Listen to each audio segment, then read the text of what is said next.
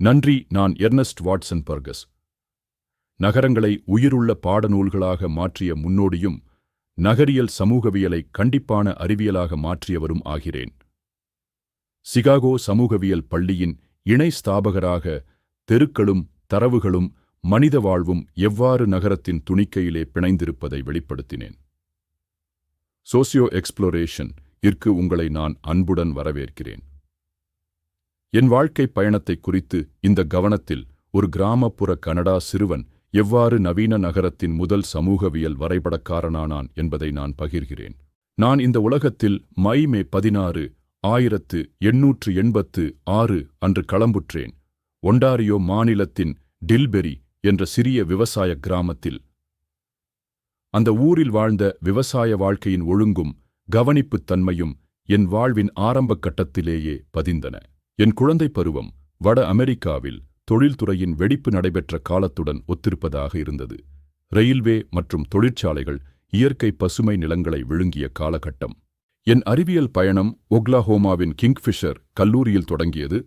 அங்கு நான் 19ஆம் ஆண்டில் என் இளங்கலை பட்டத்தை பெற்றேன். அங்கு இருந்தபோதே சமூக மாற்றங்களை பிளந்து ஆராயும் சமூகவியலின் சக்தியை நான் கண்டறிந்தேன்.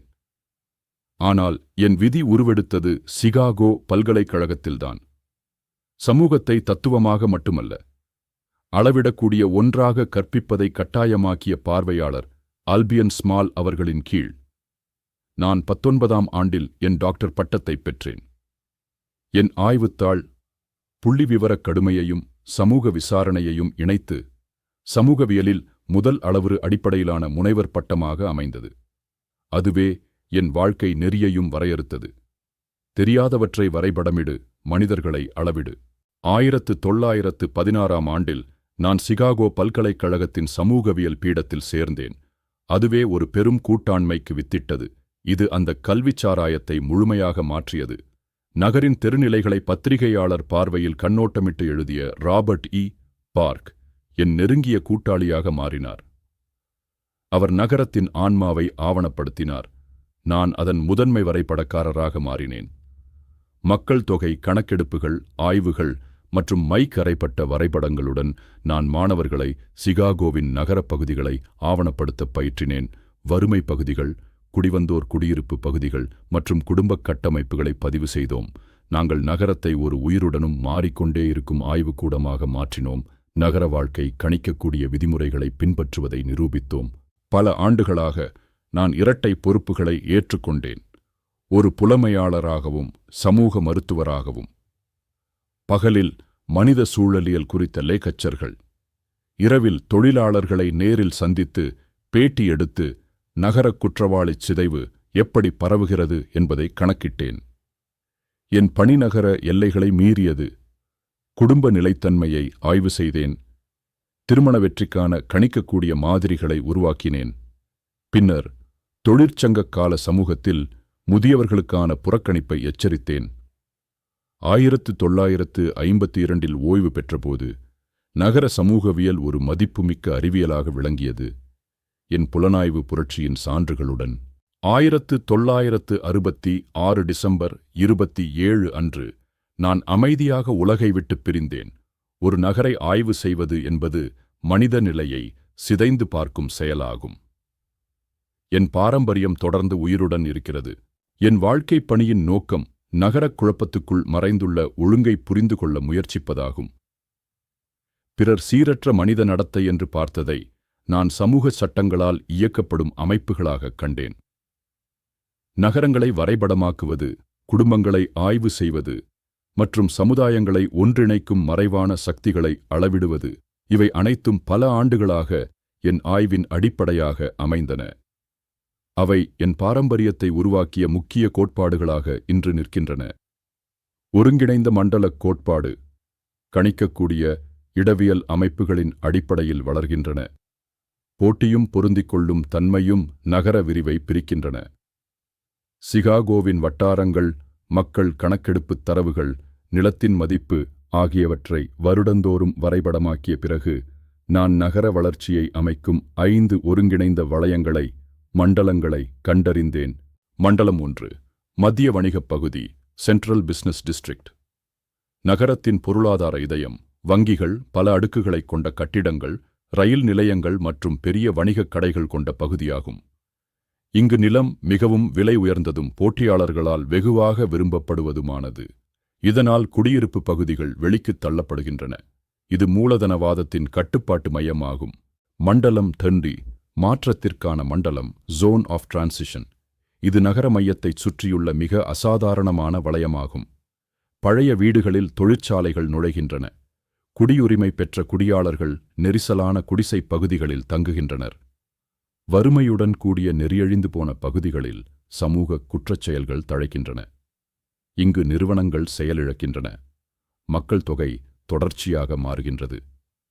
இது நகரத்தின் அழுத்தத் தணிப்பு பகுதியும் ஒழுக்கத்திற்கான போர் மேடையும் ஆகும். மண்டலம் 3 தொழிலாளர் வர்க்க வீடுகள். இங்கு நிலைத்தன்மை தோன்றுகிறது.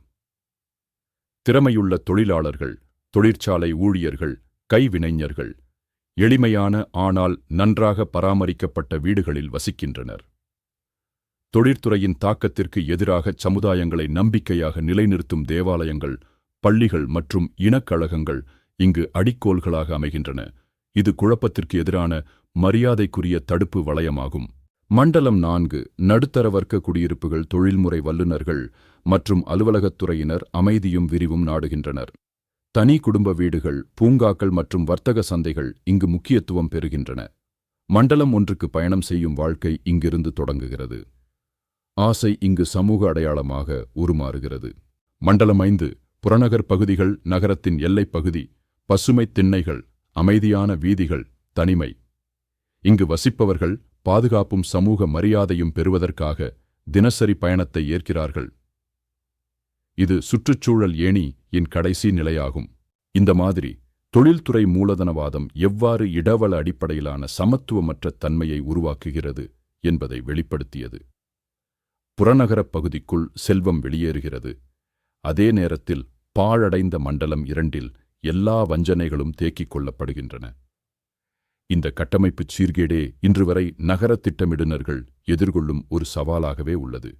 2வது திருமண வெற்றியை கணித்தல், பிரெடிக்டிங் மேரிட்டல் சக்சஸ். நான் திருமணத்தை ஆய்வு செய்யத் தொடங்கியபோது பலரும் அதை காதல் அல்லது நெறிமுறை அடிப்படையில் நினைத்தனர். ஆனால் நான் திருமணத்தை ஒரு சமூக நிறுவாகவே பார்த்தேன், தெளிவான முறையில் ஆய்வு செய்யக்கூடிய ஒன்றாக. எனது கேள்வி எளிமையானது. ஒரு திருமணம் நீடிக்குமா என்பதை தீர்மானிக்கக்கூடிய சமூக காரணங்கள் உள்ளதா? இந்த கேள்விக்கு பதில் காண 1939இல் நான் திருமண வெற்றி கணிப்பு அளவுகோலை உருவாக்கினேன். இது விதி அல்லது வேதையை குறித்து அல்ல, திருமண நிலைத்தன்மையை உறுதிப்படுத்தும் சூழ்நிலைகளை அடையாளம் காண்பது பற்றி. முதலில் பொருளாதார பாதுகாப்பு. பணச்சுமைகள் உறவுகளை சிதைக்கும். நிலையான வருமானம் நீண்டகால உறவுகளை உறுதிப்படுத்துகிறது. 2வது பகிர்ந்த மதிப்பீடுகள் மற்றும் பின்னணிகள். மத நம்பிக்கைகள், கலாச்சார ஒத்துப்போக்குகள் அல்லது வாழ்வுக்கான இலக்குகளை பகிர்ந்து கொள்ளும் துணையினர்கள் குறைந்த முரண்பாடுகளுடன் அதிக புரிதலுடன் வாழ்ந்தனர். 3வது மற்றும் முக்கியமாக சுற்றியுள்ள சமூக சூழல். திருச்சபைகள், குடும்பம் அல்லது வீதிகள் மூலமாக வலுவான சமூகங்களுக்குள் இருக்கின்ற தம்பதிகள் அதிகமான வெளிப்புற ஆதரவையும் சமூக உறுதிப்படுத்தலையும் பெற்றனர். இந்த கண்டுபிடிப்புகள் இப்போது குடும்ப சமூகவியல் என அறியப்படும் துறையின் அடித்தளங்களை உருவாக்கின. திருமணத்தைச் சுற்றிய விவாதங்களை காதலிலிருந்து கட்டமைப்பும் ஆதரவும் நோக்கி நகர்த்த என் பணி உதவியது. காதல் உண்மையாய்தான் இருக்கிறது, ஆனால் அது தக்க சூழலில்தான் சிறக்க முடியும். 3வது சமூக குழப்பம் மற்றும் குற்றம், சோசியல் டிஸ்ஆர்கனைசேஷன் அண்ட் கிரைம். நான் செய்யும் பெரும்பாலான ஆய்வுகள் நகரத்தை மையமாகக் கொண்டவை. நகரம் என்பது வெறும் இடம் அல்ல, அது ஒரு சமூக மாற்றத்தின் செயல்முறை. குறிப்பாக மாற்றத்துக்குள்ளாகும் குடியிருப்பு பகுதிகள் எனக்கு கவலையூட்டின. மக்கள் இடம்பெயர்ந்தும் வீடுகளை விட்டுச் சென்றும் கொண்டிருந்தால் என்ன நடக்கிறது? பள்ளிகளும் திருச்சபைகளும் குன்றும்போது அண்டை வீட்டுக்காரர்கள் ஒருவரை ஒருவர் அறியாத நிலை வந்தால். இந்த மாற்றங்களை நான் சீரற்றதாக மட்டுமில்லை, ஒரு சமூக குழப்பத்தின் முறைமையாகவே கண்டேன். இந்த கவனிப்புகளின் அடிப்படையில் சமூக குழப்பக் கோட்பாடு, சோஷியல் டிஸ்ஆர்கனைசேஷன் தியரி என்ற குற்றவியல் கோட்பாட்டை உருவாக்க உதவினேன். அதன் மையக் கருத்து, குற்றம் என்பது தவறான மனிதர்களிடமிருந்து அல்ல, சிதைந்த சூழலிலிருந்து உருவாகிறது. நிலையான சமுதாயங்களில் சமூக ஒழுக்க நெறிகள் தெளிவாக இருக்கின்றன. ஏதாவது தவறு நடந்தால் மக்கள் தலையிடுகிறார்கள். ஆனால் குழப்பமான பகுதிகளில் இந்த கட்டுப்பாடுகள் முற்றிலும் சிதைந்து விடுகின்றன. நான் கண்டவற்றை பாருங்கள். தொழில்மயமாக்கல், இண்டஸ்ட்ரியலைசேஷன் அதிகரிக்கும்போது முன்னொரு காலத்தில் சமூகத்திற்கு மையமாக இருந்த பள்ளிகள், திருச்சபைகள், உள்ளூர் கடைகள் ஆகியவை புறக்கணிக்கப்பட்டன. அவற்றை தொழிற்சாலைகள் மாற்றின. குடியிருப்பு நிலை மிக விரைவாக மாறியது. மக்கள் வேலைவாய்ப்புக்காக அல்லது வறுமையைத் தவிர்க்க இடம்பெயர்ந்தனர். நம்பிக்கை சிதறியது. யாரும் தங்கவில்லை. யாரும் சமூகத்திற்கு பொறுப்பு எடுத்துக் கொள்ளவில்லை. இதனால் தன்னிச்சையான சமூக கட்டுப்பாடு, இன்ஃபார்மல் சோஷியல் கண்ட்ரோல் குன்றியது. யாரும் பிள்ளைகள் விளையாடுகிறார்களா என்று பார்த்துக் கொள்ளவில்லை.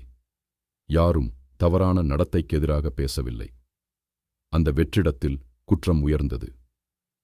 இந்த கோட்பாடு குற்றம் மற்றும் சமூக ஒழுக்க குறைபாட்டை தனிநபரின் தவறாக அல்ல, ஒரு கட்டமைப்பு சிக்கலாக விளக்கியது. இது நகராட்சி கொள்கைகள் முதல் குற்றவியல் ஆய்வுகள் வரை அனைத்திலும் தாக்கத்தை ஏற்படுத்தியது. குற்றத்தை சரி செய்ய வேண்டுமென்றால் முதலில் மக்கள் வாழும் சமுதாயங்களை தான் சரி செய்ய வேண்டும் என்பதை இது காட்டியது. நான் எப்போதும் நம்பினேன். இதற்காகவே நாம் உருவாக்கிய கோட்பாடுகளில் ஒன்றுதான் மனித பசுமை அறிவு. இது ஒரு வழிமுறை. நகர வாழ்வை போட்டி, தாக்குதல் மற்றும் வாரிசு உரிமை, சக்செஷன் என்ற உயிரியல் வழிமுறைகளின் அடிப்படையில் ஆராய்வது. நகரத்தின் பொருளாதார இதயம் பரபரப்பானது, தனிநபர் தொடர்பில்லாதது, எப்போதும் அழுத்தத்துடனே இயங்கும். அதை சூழ்ந்த பகுதிகள் மாற்ற வலயங்கள், அதிகமாக வேலைவாய்ப்பு தேடும் மக்கள், குடியேர்ந்த குடிமக்கள் குடியிருக்கும் இடங்கள். இவை சீரற்றவையாக இருந்தாலும் கலாச்சார வளங்களை பெற்றிருந்தன. மேலாக முறையான குடியிருப்பு வலயங்கள், நடுத்தர வர்க்க குடும்பங்கள் வசிக்கும் சுத்தமான சூழலுடன் கூடிய பகுதிகள். நாங்கள் கவனித்தது ஒரு சமூக குழு, புதிய குடியாளர்கள் போன்றவர்கள் முன்பிருந்த குழுவை தள்ளி வைத்து அந்த பகுதியில் குடியேறுவது, அதாவது தாக்குதல் மற்றும் வாரிசு உரிமை நிகழ்வது. தொழிற்சாலைகள் இடம் பிடிக்க வீட்டுகளுடன் போட்டியிட்டன. மக்கள் தாங்கள் வாய்ப்பு பெறுவதற்காக ஒருவருடன் ஒருவர் போட்டியிட்டனர்.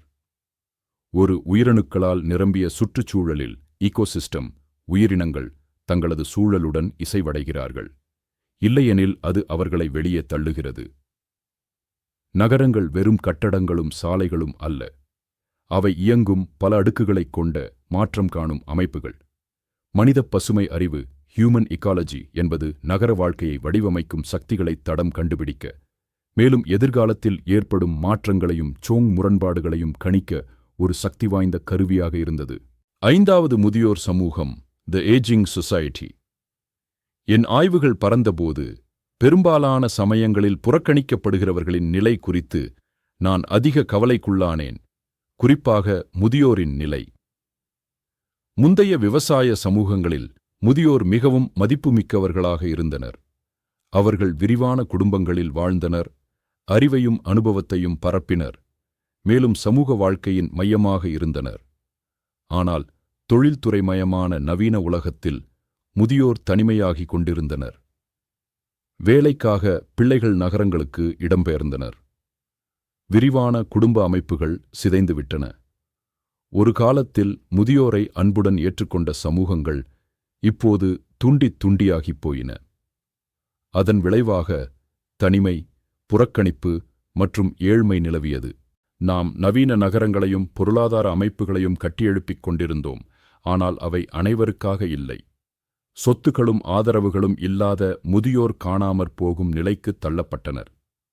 நான் வலியுறுத்தியது இது வெறும் தனிநபர் துயரம் அல்ல, இது சமூகமாக்கப்பட்ட தோல்வி. நாம் வசதி, சுகாதாரம், சமூக பாதுகாப்பு மற்றும் குடும்ப பொறுப்பு ஆகியவற்றை முதியவர்களின் எண்ணிக்கையை கருத்தில் கொண்டு மறுபரிசீலனை செய்ய வேண்டிய அவசியம் இருக்கிறது. ஒரு சமூகம் தன்னுடைய முதியவர்களை எப்படி நடத்துகிறது என்பது அந்த சமுதாயத்தின் மதிப்பீடுகளுக்கு ஒரு கண்ணாடி. நம்மை உருவாக்கியவர்களை நாம் புறக்கணித்தால் நாம் நம்முடைய அடித்தளத்தையே அழித்து விடுகிறோம். இந்த வடிவமைப்புகளை ஆய்வு செய்வதன் மூலம் வயதானவர்களுக்கு மரியாதையான வாழ்க்கையை உறுதி செய்யும் மாற்றங்களை கொண்டுவர முடியும் என நம்பினேன். மறுப்பையும் தனிமையையும் அல்ல, என் சொற்கள் கோட்பாடுகளையும் உறுதியான ஆதாரங்களையும் இணைத்தன. வெறும் கருத்தியல் சிந்தனையால் எனக்குச் சாந்தி இல்லை. சமூகவியல் என்பது அனுபவத்தின் மீதும் முறையான ஆய்வின் மீதும் வாழும் வாழ்க்கையின் நிஜத்தில் நிலைத்திருக்க வேண்டும் என்று நம்பினேன். இந்த வெளியீடுகள் என் வாழ்நாள் முழுவதுமாக நடந்த பயணத்தின் பிரதிபலிப்பாக உள்ளன. சமூக உலகத்தை உணர முடியும், மேலும் மேம்படுத்தவும் முடியும் என்பதே என் நோக்கம். 1. தி சிட்டி 1925. தி சிட்டி நூலில் நான் ராபர்ட் பார்க் மற்றும் ஆர்.டி. மக்கின்சியுடன் இணைந்து அந்த காலத்திற்கே சவாலான ஓர் அணுகுமுறையை முன்வைத்தோம். நகரங்கள் பரவாயில்லாத குழப்பங்கள் அல்ல, அவை கட்டமைக்கப்பட்டவை, மேலும் அவற்றின் வளர்ச்சி கணிக்கக்கூடிய வடிவத்தில் நடைபெறுகிறது. பசுமை மண்டலங்களைப் போல நகரங்கள் மைய பிசினஸ் மண்டலத்திலிருந்து வெளியே நோக்கி விரிகின்றன. ஒவ்வொரு வளையமும் மக்கள் நகர்வு, மாற்றம் மற்றும் சமூக ஒழுங்கு பற்றிய கதையை சொல்கிறது. நாங்கள் சிகாகோவின் தெருக்களில் நடந்தோம், அதன் பகுதிகளை வரைபடமிட்டோம், அதை ஒரு உயிருள்ள ஆய்வகமாக பார்வையிட்டோம். இந்த நூல் நகர சமூகவியலை ஊகிப்பூர்வமான ஒன்றிலிருந்து ஒரு அறிவியல் துறையாக மாற்றியது. 2ஆம் புதிய புதிர்கள் அல்லது திருமணம் என்பது எப்போதும் புனிதமானதாகவும் உணர்ச்சி மிக்கதாகவும் கருதப்பட்டது. ஆய்வுக்கு அப்பாற்பட்டது என்று நினைத்தனர். ஆனால் லியோனார்ட் கற்றலுடன் சேர்ந்து நான் கேட்டேன், திருமண வெற்றிக்கு வழிவகுக்கும் சமூக காரியங்களை அளவிட முடியுமா? மனிதர்களின் வாழ்நிலை, மத ஒத்துழைப்பு, பொருளாதார நிலை மற்றும் சமூக உறவுகள் போன்ற விஷயங்களை ஆய்வு செய்தோம். முடிவுகள் தெளிவாக இருந்தன. திருமண வெற்றி சீரற்றதும் விபத்தானதுமல்ல, இட்ஸ் ஸ்ட்ரக்சர்ட். இந்த ஆய்வு குடும்ப சமூகவியல் என்ற துறையை ஒரு அறிவியல் துறையாக நிறுவ உதவியது. இன்று வரை திருமண ஆய்வுகளின் அடிப்படையாக உள்ளது. 3. Introduction to the Science of Sociology 1921. Introduction to the Science of Sociology என்ற நூலை பார்க் மற்றும் நாங்கள் வெளியிட்ட போது அது ஒரு கருவிப்பெட்டி போல இருக்க வேண்டும் என்று நினைத்தோம். சமூகவியல் ஆய்வு முறை மற்றும் புல ஆய்வை மாணவர்களுக்கு கொண்டு சேர்க்க. அதற்கு முன் சமூகவியலாளர்கள் தத்துவம், பத்திரிகை, மனிதவியல் முதலிய துறைகளில் இருந்து சிதறலான வழிகாட்டிகளை பயன்படுத்தினார்கள். ஆனால் ஒரே மாதிரியான வழிகாட்டி எதுவுமில்லை. நாங்கள் கருத்தியல், புல ஆய்வு, பார்வையிடல் மற்றும் சிந்தனைகளை ஒன்றாக இணைத்தோம். நகர வாழ்க்கை, குற்றவியல், குடியேற்றம் மற்றும் ஊடகம் போன்றவையால் நிரப்பப்பட்ட நூல். இது ஒரு புல ஆய்வு கையேடு போல் அமைந்தது. ஏனெனில் சமூகவியல் என்பது வகுப்பறையில் மட்டுமல்ல, தெருவிலும் இருக்க வேண்டும் என்றே நாங்கள் நம்பினோம். பல தலைமுறைகள் இந்த நூலை பயின்றன. சமூகவியலுக்கான முதல் கையேடு என்ற பெயரால் அறியப்பட்ட இந்த நூலை நான் பெருமையுடன் நினைக்கிறேன். 4ஆம் ஆண்டு முதியோரின் நிலை 1600 காலத்தோடு நான் பொதுவாக கவனிக்கப்படாதவர்களின் நிலையைப் பற்றி அதிக கவலைக்குள்ளானேன். முக்கியமாக முதியோரின் நிலை. நவீன உலகில் முதியவர்கள் எவ்வாறு புறக்கணிக்கப்படுகிறார்கள் என்பதை வெளிக்கொணர தொழில்துறை வளர்ச்சி, நகர விரிதல் மற்றும் சமூக நகர்வு ஆகியவை முதியவர்களின் இடத்தை குடும்பத்தில் மற்றும் சமூகத்தில் புறக்கணிக்க காரணமானவை. இந்த நூல் ஒரு அறிவூட்டும் அழைப்பு. வீட்டுவசதி, ஓய்வூதியம் மற்றும் சமூக சேவைகளை மீண்டும் யோசிக்க வேண்டும். ஒரு இளமையை மட்டும் மதிக்கும் சமுதாயம் தன் நினைவுகளையே மறந்துவிடும். முதியோரை கவனிப்பது என்பது நம் பொறுப்பு மட்டுமல்ல, it's a moral and social imperative. இந்த பணியை மூலதனமாக கொண்டுதான் இன்று நாம் சமூக முதியவியலை உருவாக்கியுள்ளோம். என்னிடம் சமூக அறிவியல் என்பது தரவுகளுடன் சொல்லப்படும் ஒரு கதையாக இருந்தது. வரைபடங்கள் போராட்டங்களை வெளிப்படுத்தின. புள்ளிவிவரங்கள் மனித கனவுகளுக்கு ஒலியாகின. எனது பணியினால் நீங்கள் ஏதாவது நினைவு கூற வேண்டுமானால் இதை நினைவில் கொள்ளுங்கள். ஒவ்வொரு எண்ணிக்கைக்கும் பின்னாலும் ஒரு அயல் நகரம், ஒரு குடும்பம், ஒரு வாழ்க்கை இருக்கிறது. மீண்டும் சந்திக்கலாம். சமூக வாழ்க்கையின் பயணங்களை தொடர லைக் செய்யுங்கள், சப்ஸ்கிரைப் செய்யுங்கள், மேலும் பெல் ஐகானை அழுத்துங்கள். மனித சமுதாயத்தை தேடுவதையும் புரிந்து கொள்வதையும் ஒருபோதும் நிறுத்தாதீர்கள். Thank you and have a great day.